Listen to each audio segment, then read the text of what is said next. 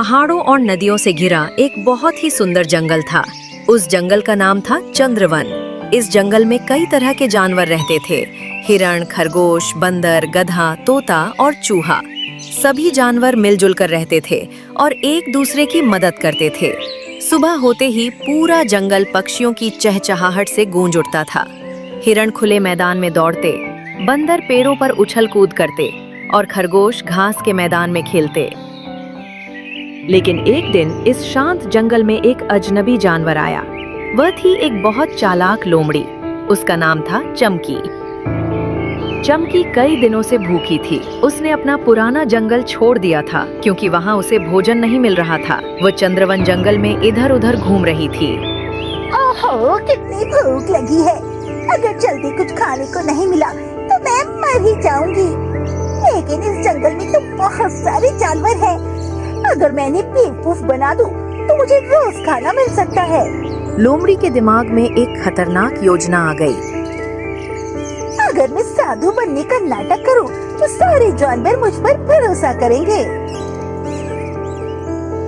वो जंगल के बीचों बीच एक बड़े बरगद के पेड़ के नीचे बैठ गई और आंखें बंद करके ध्यान लगाने लगी। धीरे धीरे जंगल के जानवर वहां आने लगे।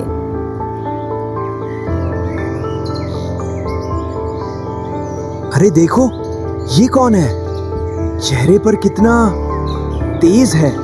लगता है कोई महात्मा जी हैं जो हमारा भला करने आए हैं। अरे हाँ, देखो कितने शांत बैठकर ध्यान कर रहे हैं। सभी जानवर धीरे धीरे उसके पास आ गए। लोमड़ी ने धीरे से आंखें खोली। मेरे प्यारे बच्चों, आ गए तुम। मैं कई हजार सालों से तपस्या कर रही हूँ। मैं इस जंगल में शांति फैलाने आई हूँ। तुम सबका भला करने आई हूँ। सभी जानवर खुश हो गए। महात्मा जी की जय हो। महात्मा जी की जय हो। अब रोज जानवर लोमड़ी के पास आकर आशीर्वाद लेते। कोई उसे फल देता, कोई पानी लाता। लेकिन लोमड़ी का असली इरादा कुछ और ही था। जब भी कोई छोटा जानवर अकेला मिलता, लोमड़ी चुपचाप उसे पकड़कर खा जाती।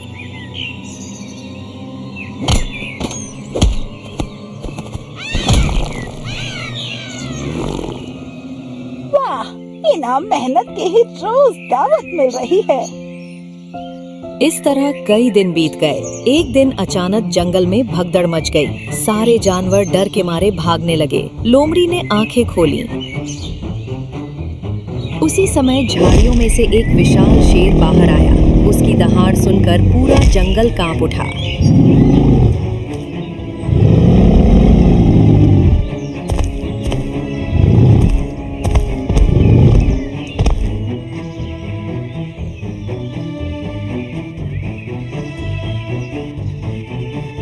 अरे, ये क्या हो रहा है?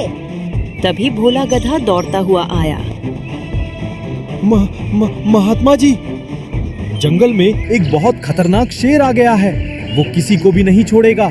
हम सब जंगल छोड़कर जा रहे हैं। ये सुनते ही लोमड़ी परेशान हो गई। अगर सारे जानवर चले गए तो मेरा खाना खत्म हो जाएगा। कुछ तो करना होगा। रुको बच्चों, किसी को कहीं जाने की जरूरत नहीं है। जब तक मैं हूँ, कोई तुम्हें नुकसान नहीं पहुँचा सकता। मुझ पर भरोसा रखो। लेकिन महात्मा जी, हम शेर से कैसे लड़ेंगे?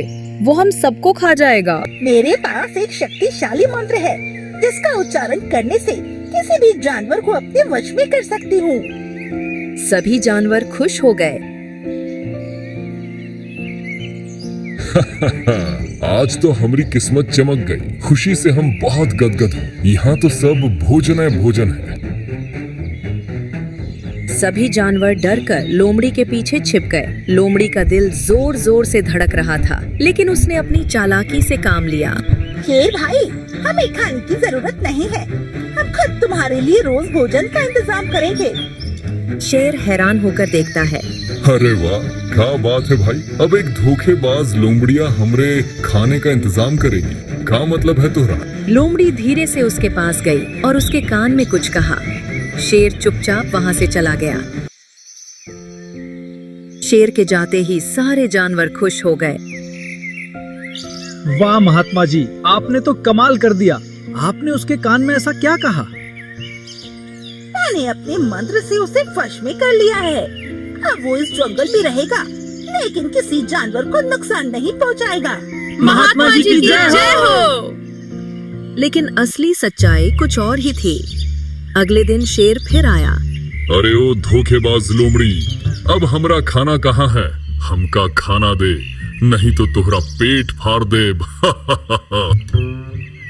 सब्र करो शेर भाई, अगर तुम अचानक हमला करोगे तो बाकी जानवर तो भाग ही जाएंगे ना।